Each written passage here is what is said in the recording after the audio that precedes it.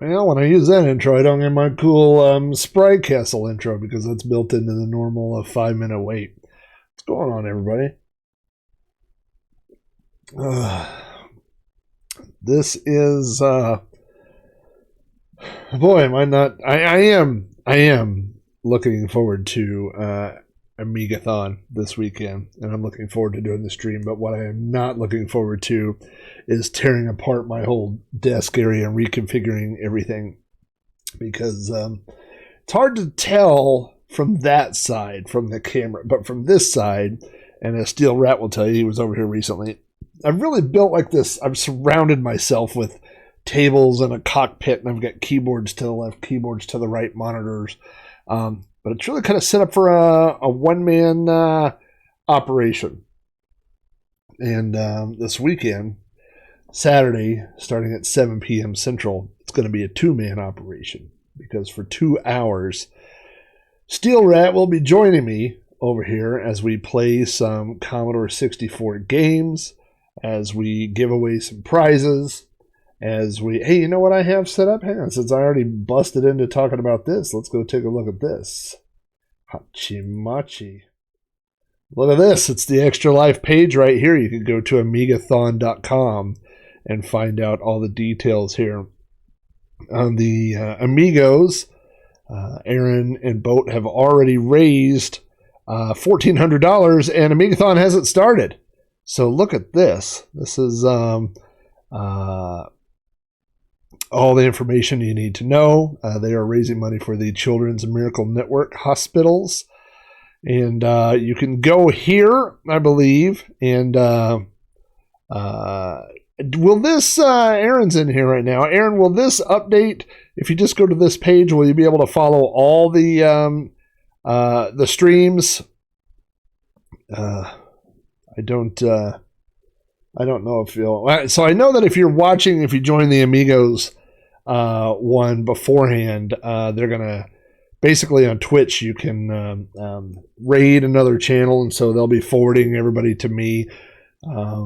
Or if you come in late, you could just come to me. But I think you could go right here, and whoever the current stream is will also show up on this page. But again, this is a fundraising thing. You know, I've always I've seen some of my friends participate in Extra Life. I've never participated, and I've always wanted to do it. I think it's a great cause, and so this is kind of the best of both worlds, because they've already done all the heavy lifting. They've set everything up, and now I just get to piggyback on, have some fun, hopefully help raise some money for some kids. So, anywho, look at that. Let's get over to, what do we got here? I found this demo earlier today. I got to tell you, oh, you know what I haven't done? It still says Defender up there. So let's, while we're doing this, you know what? I won't do that. Well, here's what I'm going to do. I'm going to start this, and we'll start this going here. And, oh, hey, it's my first official, actually my second donation I'm responsible for, because I think Steel Rat donated the first time I mentioned it. So this is oh, you know what I've got here? I got to remember to do this. There we go. Let's get that audio up. And while that's going here,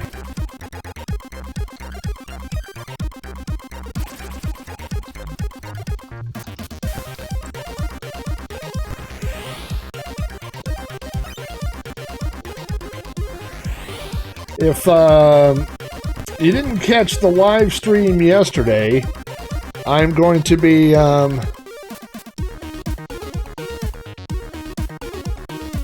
oh, what did I lose? Did I lose something?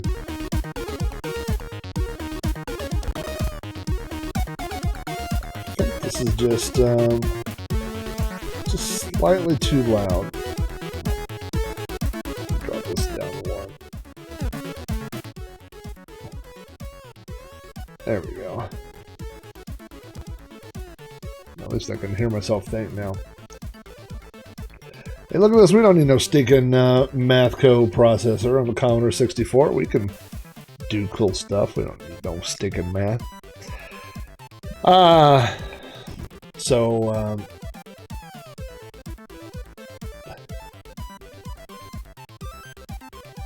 Oh yeah, yeah. We had a gravity loss. I get it now. I think that stream's just slightly behind me, so I was onto the next screen. I was worried that something had something gone on here. So yeah, if you missed it yesterday, I did my first ever attempt at doing Sprite Castle live. So I did it on video on Twitch, just like this show, but also recorded the audio. So nothing is going to change. Well, something not. I can't say nothing's going to change, but we're not losing anything. So if you subscribe to the audio podcast, you're still going to get the audio podcast. I just took the audio from the video. So I did not invent this idea. Many people before me have done it. And one of the things that I said recently on a Patreon post is that the amigos, Aaron and Boat, said on one of their shows, I think on their anniversary show, that I was one of the people that inspired them to start podcasting, and they're literally the people who've inspired me to move into video. I think there's a lot of views. I think, like I talked to my kids, I was like, what podcast do you listen to? They go, none. They don't listen to any podcast. They watch stuff on YouTube all the time, and so nothing's going away. We're just adding something more. So I don't have a set time for it. Yesterday's time slot worked kind of good for me right after work on Tuesday, but it's really early. Most people aren't home for work, so there weren't that. And of course, it was a surprise pop-up, so there weren't very many people online, but it's a lot more work up front, I'll tell you that. You got to get all your pictures and slides and all that stuff, and your sound clips and stuff done in advance, which is normally a lot of stuff that I do afterwards. So you got to front load all the work. The work is front loaded, but when you're done, boy, it's just the show's done, the audio's done. So I've already got the audio uploaded to my feed, to the Amigos feed. I've got the video ready. The video is going to be on YouTube /Sprite Castle for the show. This stream will still be on, this video will still go on the Amigos Retro Gaming. I don't know, I feel like I'm getting stuff scattered around all over the place, but exactly, multiple birds stoned at once. So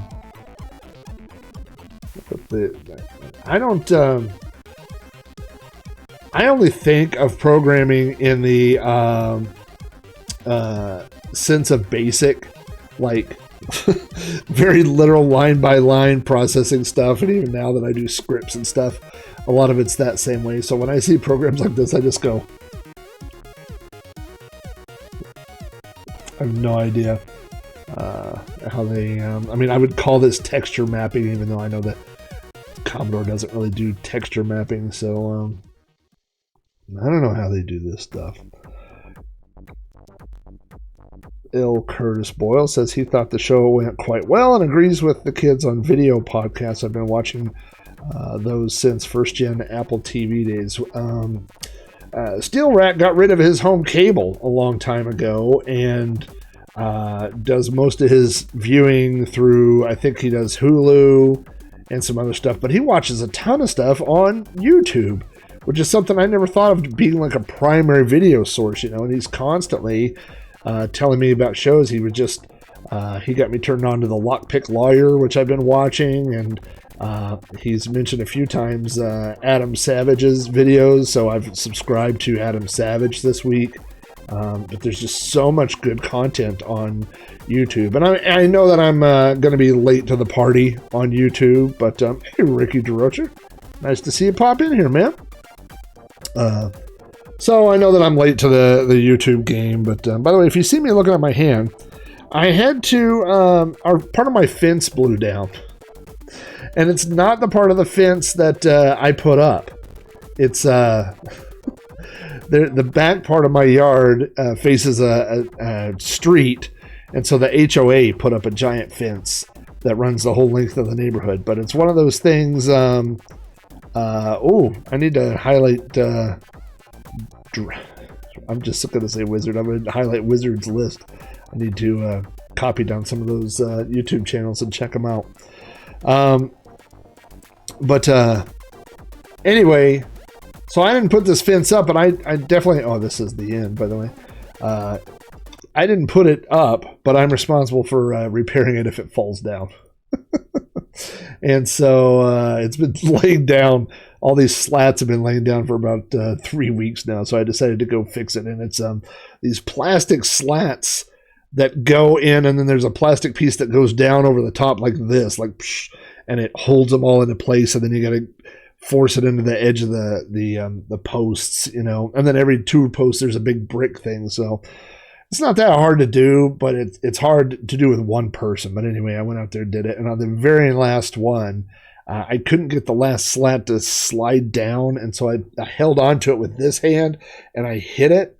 And I mean, it literally, well, I don't know if you can see it, but it just sliced my whole hand open. And I was like, I mean, which it's kind of like, you know, I used to have this story. I used to have a pet pig. And which, by the way, Steel Rat took care of one time while I was out of town, and all his hair fell out because not Steel Rats, but the pigs, because the pig was nervous because we left home for a week. But anyway, I was sitting down one time, and we were just I was playing with the pig, and we were butting heads, and I headbutted him. I mean, he was a little potbelly pig, you know. And I headbutted him. It was a her. And she immediately reacted. And she had these little tusk teeth, you know, and went boom like that and cut my nose all the way across. And my wife, when she came home, my nose was bleeding and I had, you know, paper towels on my nose. And she said,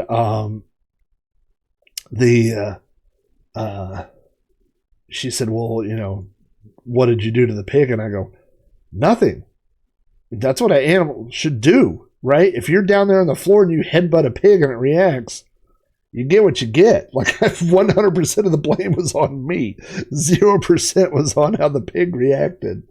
And anyway, so, you know, when I came in and I was like, yeah, that worked exactly. Like I was holding the plastic and I was holding it against his hand and I hit it with a hammer, like a rubber mallet.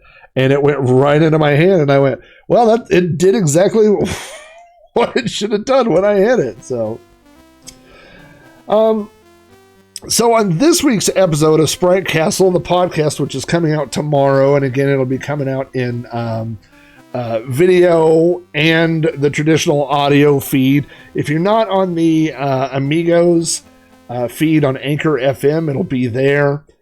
So you can get that, and that's a great feed because you get the Amigos, you get Pixel Guide in, and you get all the Amigos other shows. So that's a good feed if you want everything all in one feed. I have a feed on my site that's just for my podcast too.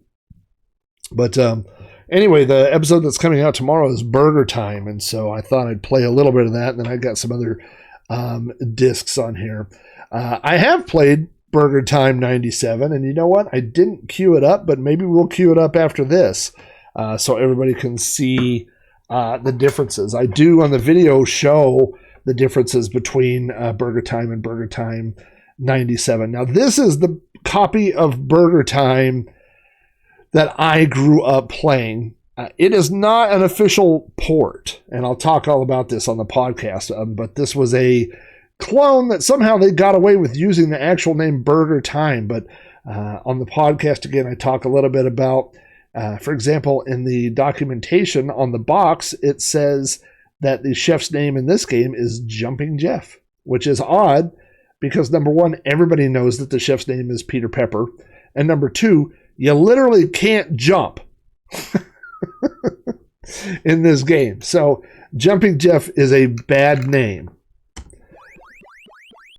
So this is the original Burgertime. Now everybody knows that when one of the characters, well, they're not going to chase me.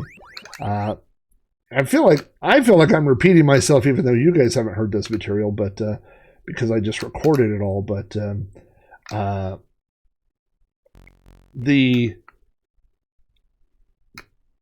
food, when they're following you and you make a burger, everybody knows that they should fall down, right? But in this version, they don't. Oh boy. The other thing is when you shoot the pepper, it stays where you're at. So you got to kind of shoot the pepper and then move. But the bad guys here, the sausage and the egg, don't really follow the same logic that the bad guys in the arcade version follow. So it's a clone. It is not a very good port, I would say.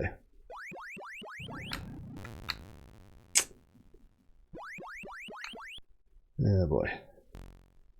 So yeah, normally when those guys are chasing you and you run across like that and you drop that, in the arcade version. Oh, I forgot that ladder. Oh, doesn't work. Oh boy. One of the things that I complain about on the podcast is that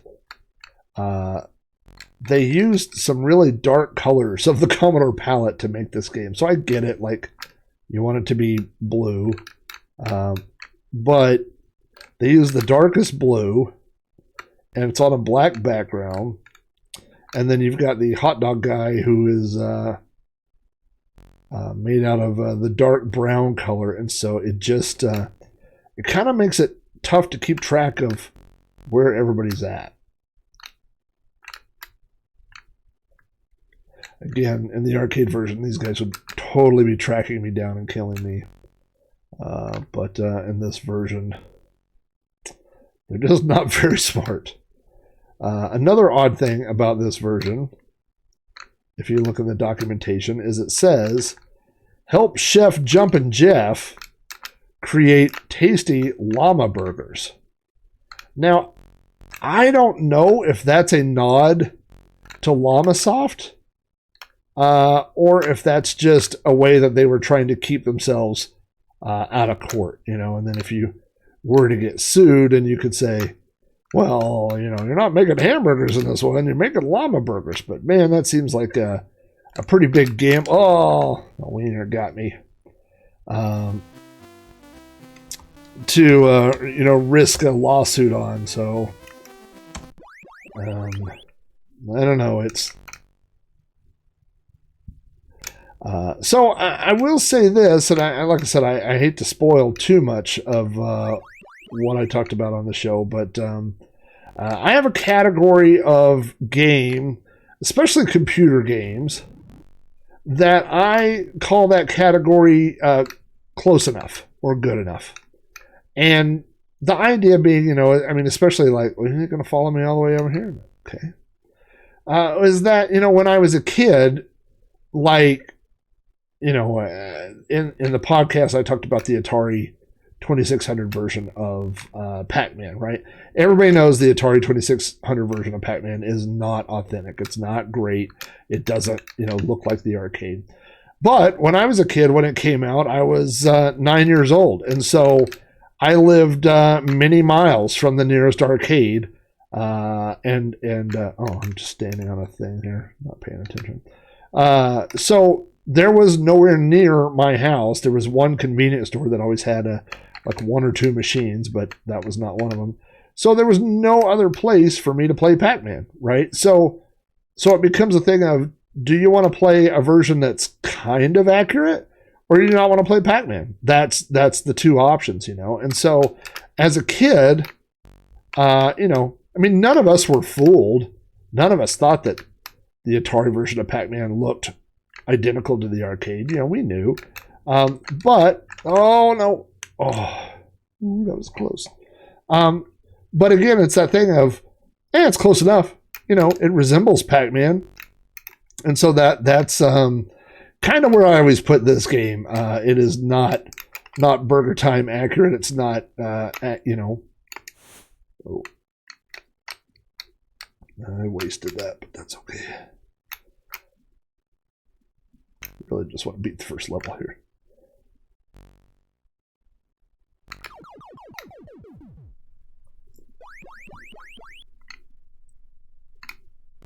So your question is, can you drop them by getting them close and whatever? And the answer is no, which is one of the main strategies in the arcade game, is to get the pieces of food to chase you and then run across the thing and drop them.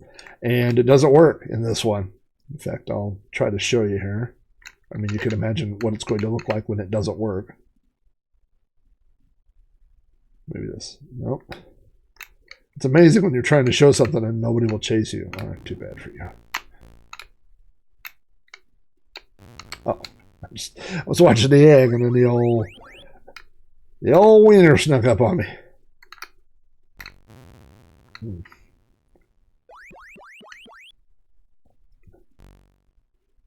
I find it particularly hard to track where the hot dog guys are. Okay, so here we go, and nothing.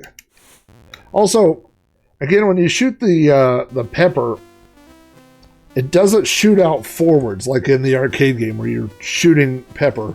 You throw it in the air and it's behind you. It actually stays right on top.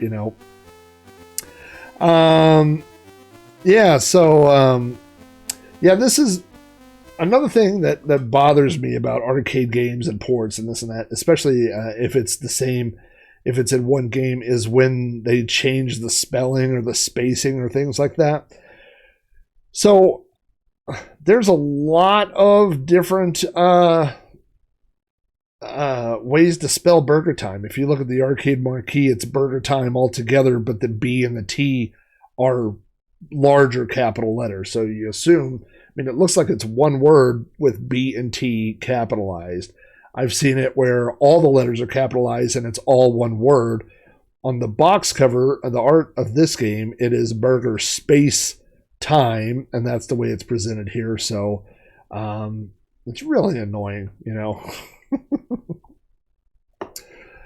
Let's see here. Yeah, what's funny about this is when you said it's making Paradroid sounds, I thought the same thing. And let me, while I'm talking, I'll go find the other, that other Burgertime. But the thing is, this predates Paradroid. And so that's why I thought it was really interesting. Let's go find here. Games, CSDB, all B. Oh, sorry, Windows noise.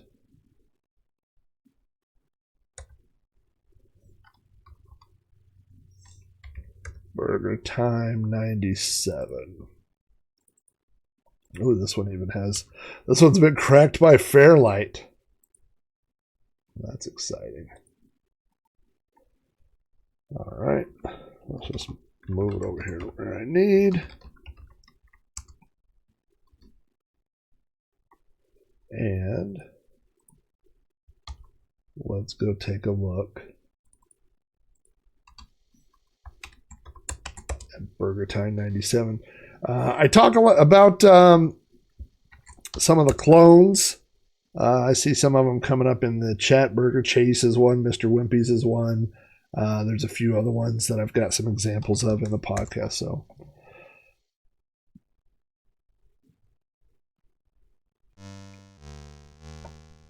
I wonder what year this was actually released, because I'm sure Burgertime 97 did not come out in 1997. I guess it could have, but I don't think it did.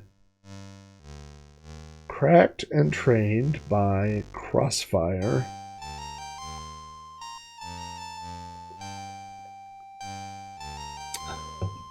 Oh, well, if it's Mega Style, maybe it is 1997. All right, well, just reading the scroll. Burgertime, yeah, 1998. Okay, so it really is. Would you like unlimited lives? Why not? Would you like unlimited pepper? That seems like cheating, but I'm saying yes. Would you like to be invincible? No. That would be super cheaty. I did hear that Mr. Wimpy's is a real place. I did not know that. So I thought that was interesting.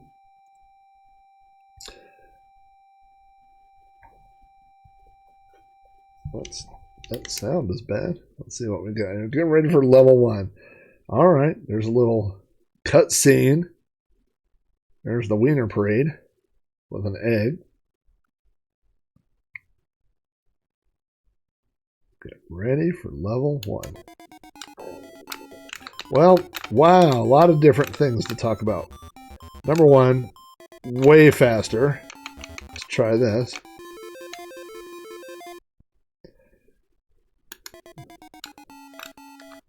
Oh, wow, he comes out right there. All right, let's not do that again. Oh boy, I was trying to pepper. I have unlimited peppers. Well, I have unlimited men too, so it doesn't matter. Okay, so the guy dropped. That works. The only thing I don't really love is the... well, there's two things. Number one, it is fast. It is way super fast. But I think my score is going to be great with unlimited men.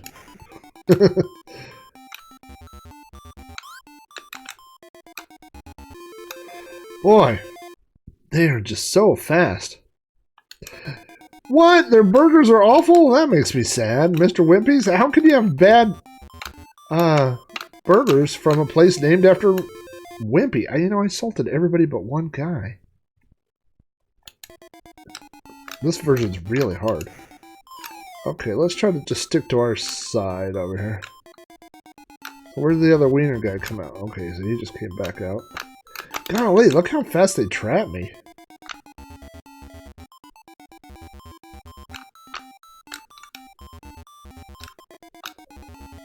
Alright.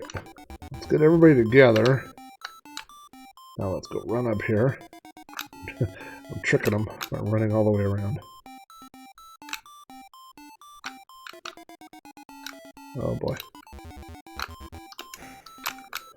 Fortunately, I still have some pepper left. Because I have unlimited pepper. Alright, there's a guy. I should just be peppering all the time. Well, the music is, much better than the other one. The music on the other one, there's barely any music at all, and the stuff that it does is not good. Mr. Gornfeld says he went to Wimpy's just because of that Burgertime clone. That's funny. I would go, I don't even know where I am. Where am I at? Oh, I'm done here. When I was a kid, we went on vacation to the Alamo, and it was like the year after Pee-wee's Big Adventure came out, and I went up to a guard, and I was like, so, where's the basement? And he goes, wow, you're the first person to ever ask me that, like, really sarcastically. And then I was like, well, I didn't think about that, but I'm sure he hears that a million times a day. Oh, you can only have one pepper out there at a time, even though I have unlimited. But anyway, like, I wonder how many times a day people go into that place and they're like, I'd gladly pay you Tuesday. And they're like, I'm going to punch you in the mouth if you finish that sentence.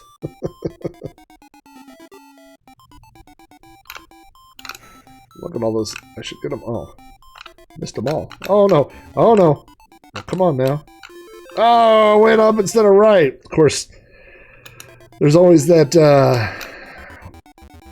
that thing of playing with a 4-way versus an 8-way stick, right? Oh, it makes it hard to hit some of those ladders. Well, I like the music.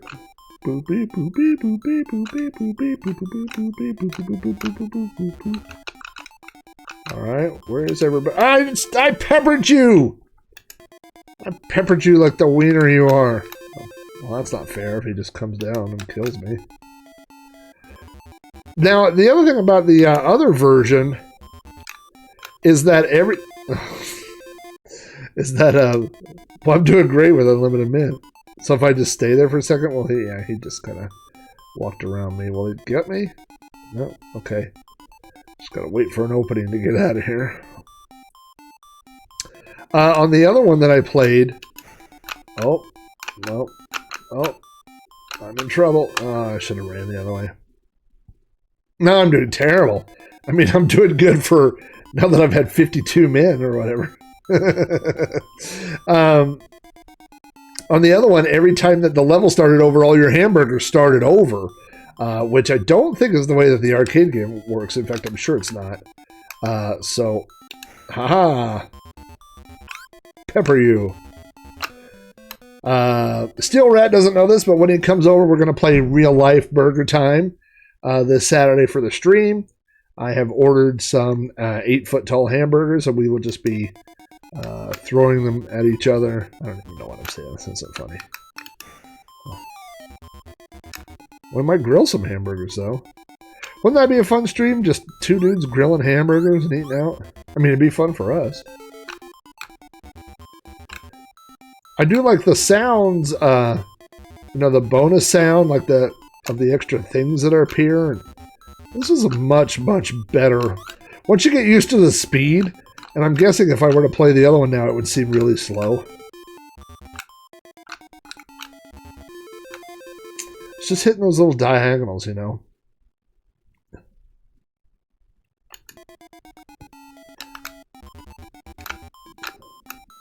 Alright.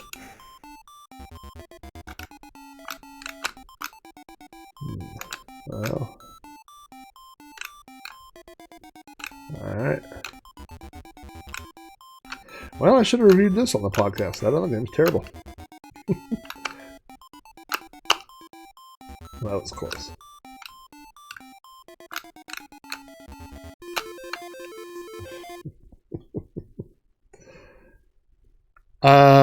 No, you know what? I've got, because of the way that the ratios and everything work out on this, I am actually playing in PAL mode. Oh, I thought that was the end of the level. Oh, I didn't see that. Hey, look at that! Look how great I'm doing! I beat level 2. Or that was level 3. Yeah, I think in NTSC it's going to be even faster. I also like how the levels, I believe, resemble the arcade levels. It's been a while since I played the arcade version, so I'm not 100% sure, but it looks to me... God. It just comes out so fast. Alright, I'm about done. That guy comes right there. Edge right down. There's just no way out of that corner. I'll go the other way, I guess.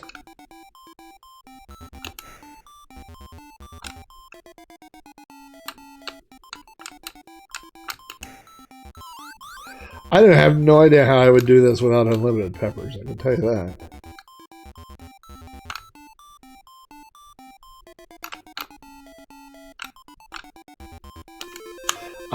And sometimes, man.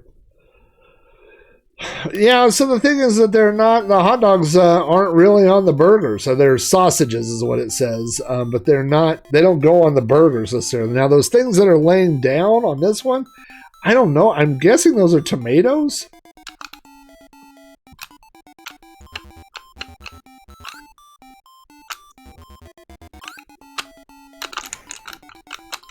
Well.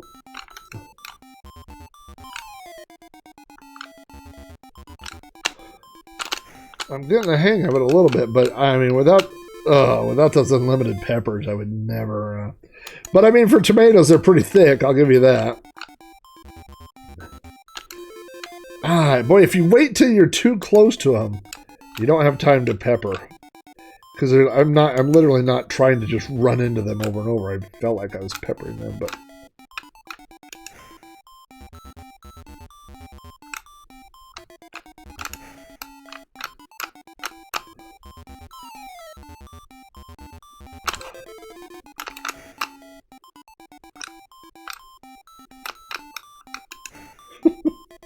I just pepper everybody.